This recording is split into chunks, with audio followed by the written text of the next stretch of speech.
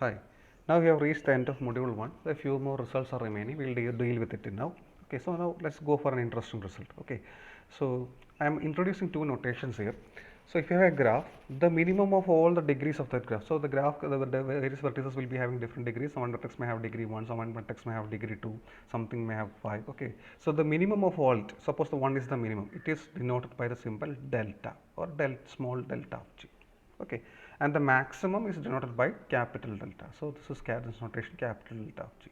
Okay, so if the minimum degree, I will simply denote it by the small delta, and the maximum degree I will denote it by capital delta. Okay, so that is the notation just for information I am telling you. Okay, so if the sequence is 1 to something, the graph has 1, 2, 2, 3, etc. 5, the minimum would be delta, the maximum will be capital delta. Okay, so if you know this characterization, let us now deduce a simple result using this connectedness. Okay, so if graph is G is simple, and if delta is greater or equal to n minus 1 by 2, then G is connected. If G is simple, and if G is simple, I am writing it once again here, if G is simple, that is there is no loops and parallel edges, and if delta is greater or equal to n minus 1 by 2, we have to show that G is connected. Okay, G is connected. Here n denotes the number of vertices. Okay, it is obvious, n means the number of vertices. Okay, so just think about this once again. If G is simple and if delta is greater or equal to n minus 1 by 2, we have to show that G is connected. Okay, okay.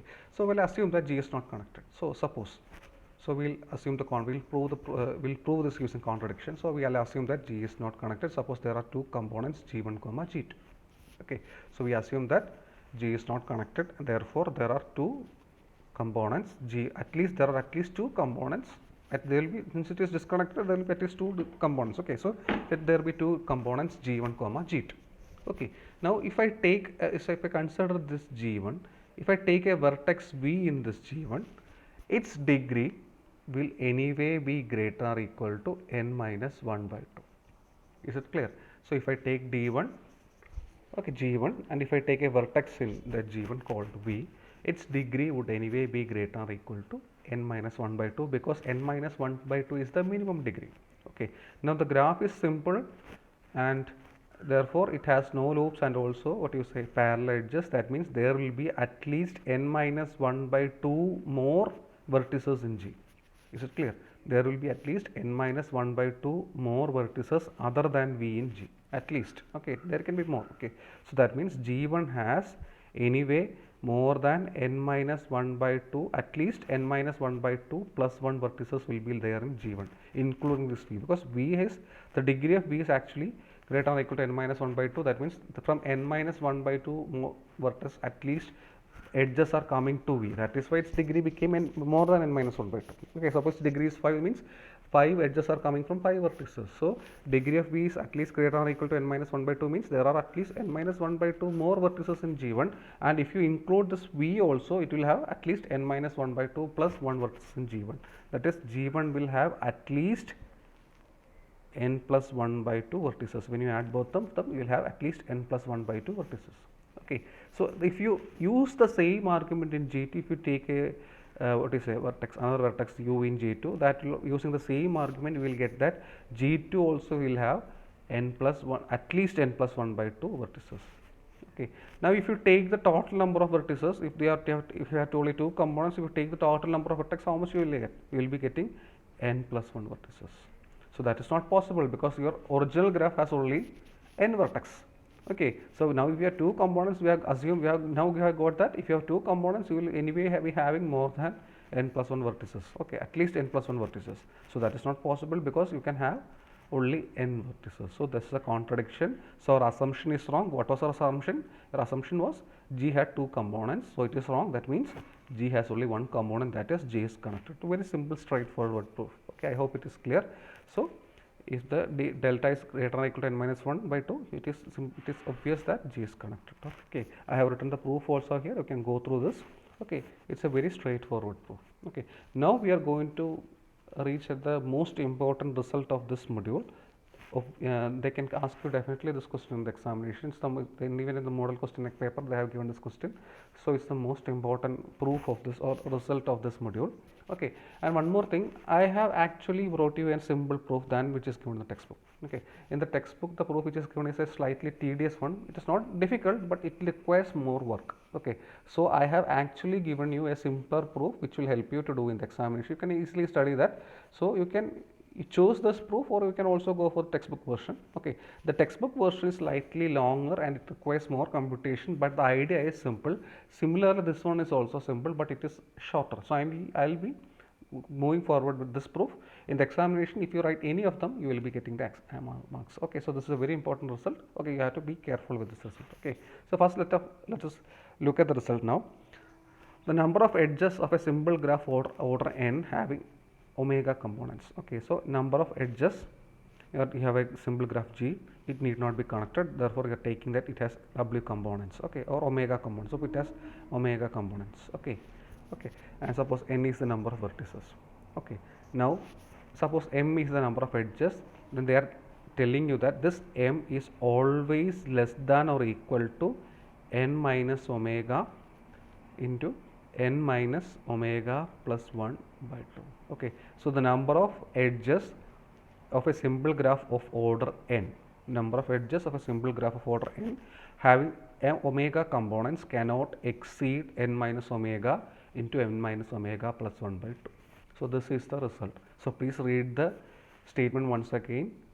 Okay, so try to understand. They are giving you an upper bound for the number of edges in a simple graph.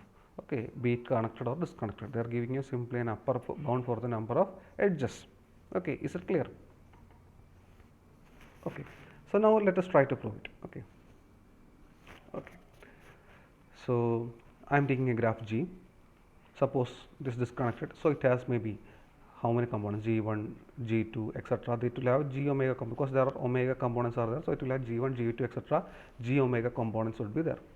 Okay, and I am taking n is the total number of edges in total number of vertices in G. So let G1 have n1 vertices, let G2 have n2 vertices, and let G omega have n omega vertices. Very simple. Okay, so this n will actually be equal to n1 plus n2 plus etc. plus n omega. Is it clear? So n is the total number, and each of the components will be having n1, n2, etc. that many vertices. Okay. Now we need an upper bound for m, the total number of edges. Okay. So you consider maybe a component Gi. Okay.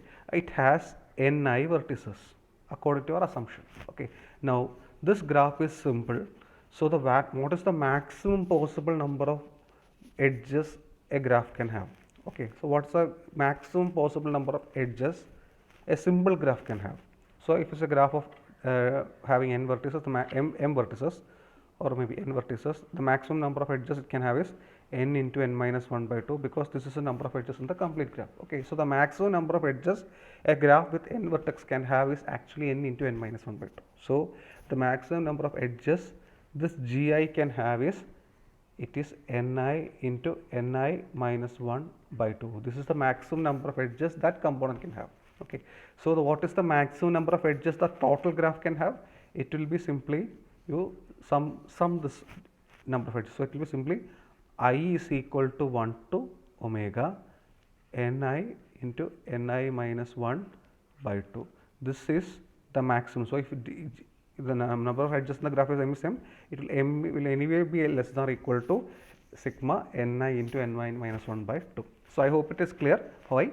Because we are taking the components G1, G2, etc., G omega, all these components have n1, n2, etc., that many vertices would be there, and we know that if there are n vertices in a graph, the maximum number of, if it is a simple graph, then the maximum number of edges that can happen is n into n minus 1 by 2, because it is a number of vertices, number of edges in a complete graph. We have already discussed this earlier.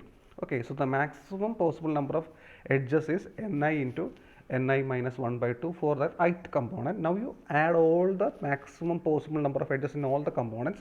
So it will, you have to summation, it will take summation. So it will be n1 into n1 minus 1 by 2 plus n2 into n2 minus 1 by 2. Similarly, n omega into n omega minus 1 by 2.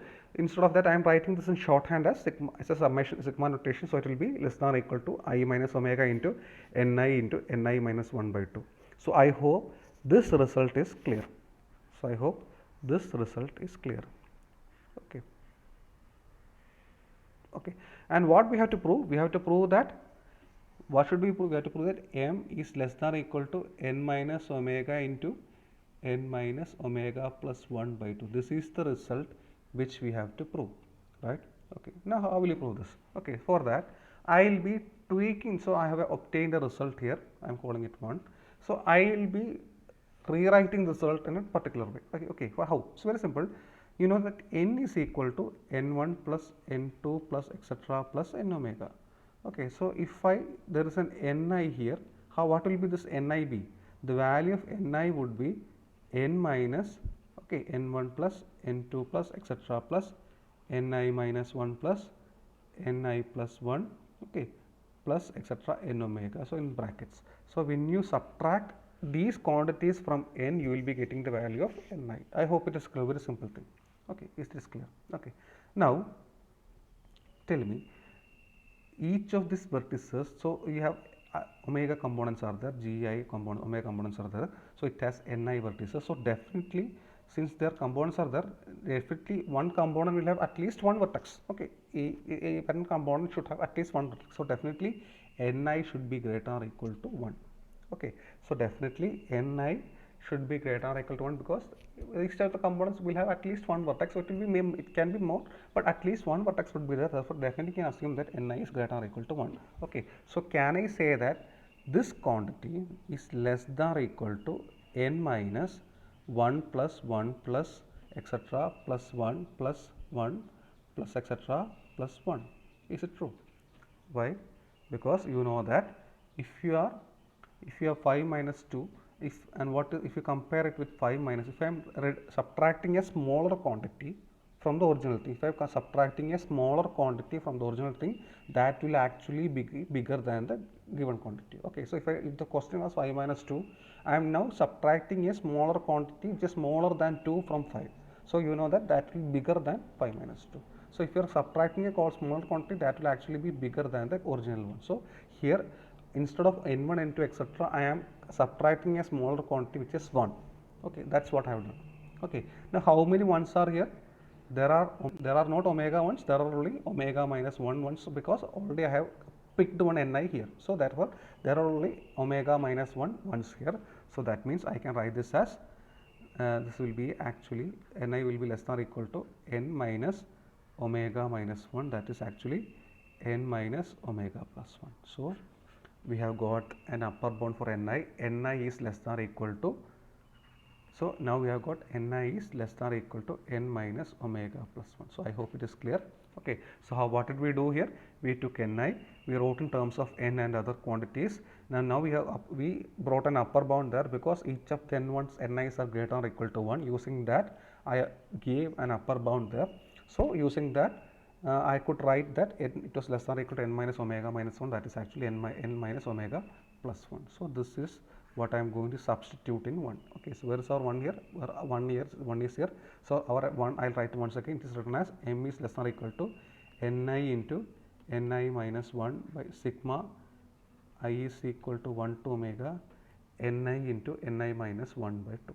Okay, so now instead of that, I can write this as m is less than or equal to sigma I is equal to 1 to omega. Instead of ni, I am writing n minus omega plus 1 by 2 into ni minus 1. Okay, so it is 1 second, it is ni minus 1. So I hope it is clear.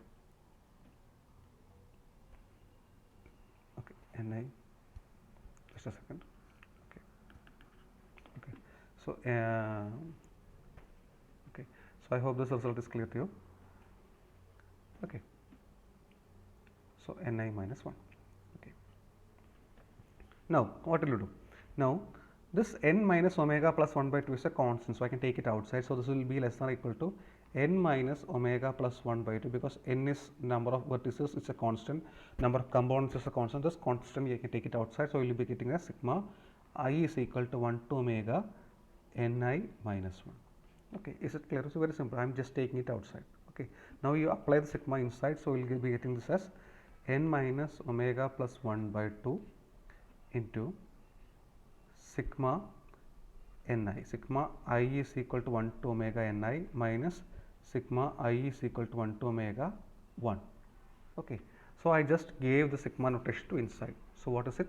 This is actually n minus omega plus 1 by 2 into what is sigma ni? Sigma ni is n1 plus n2 plus etc plus n omega, that is actually your n. Sigma ni is nothing but n, the total number of vertices. And what is sigma 1? What is sigma 1? I is equal to 1 to 2 1, that is we are just adding 1 2 times, so it will be 2. So what is sigma I is equal to 1 to 3? It will be 3. So what is sigma I is equal to 1 to omega? It will be omega. So it is simply n minus omega. So now you have got that m is less than or equal to n minus omega into n minus omega plus 1 by 2, which was the required result. Okay, so this is very important. You have to try to write it yourselves. It's very simple idea here. So I'll just run through it once again. So what was the question? The number of edges in a simple graph of order n having omega components cannot exceed this quantity. So what we did here, we took a graph G and we took the components as G1, G2, etc., G omega, and we took the number of edges in these components as N1, N2, etc., N omega. Okay, N was the total number of edges, vertices. So your N was actually sigma Ni. Okay, and we now brought an upper bound for the number of edges, because the number of edges in each component cannot exceed Ni into Ni minus 1 by 2 because of complete graph. Okay, so when you sum all this, you will get an upper bound for your number of edges. When you sum all this, you got an upper bound for the number of edges. It was this question, this result here. Okay, now we rewrote this Ni as in terms of n. So we rewrote Ni in terms of this n like this. Okay, now we know that the number of vertices is anyway will be greater or equal to 1. So we can replace this with a better bound, that is actually bigger bound, that is actually n minus 1 plus 1 plus etc. That means you will get it as n minus omega plus 1 here. Okay, so you can substitute n minus omega plus 1 for the quantity Ni in this result. Okay, once you substitute that, when you take n minus omega plus 1 by 2 outside the sigma notation, you will be getting the desired result. Okay, so idea is very simple. Please try to write it down yourself. Okay, we will discuss more about it in the class. So that is now the end of the first module. Thank you.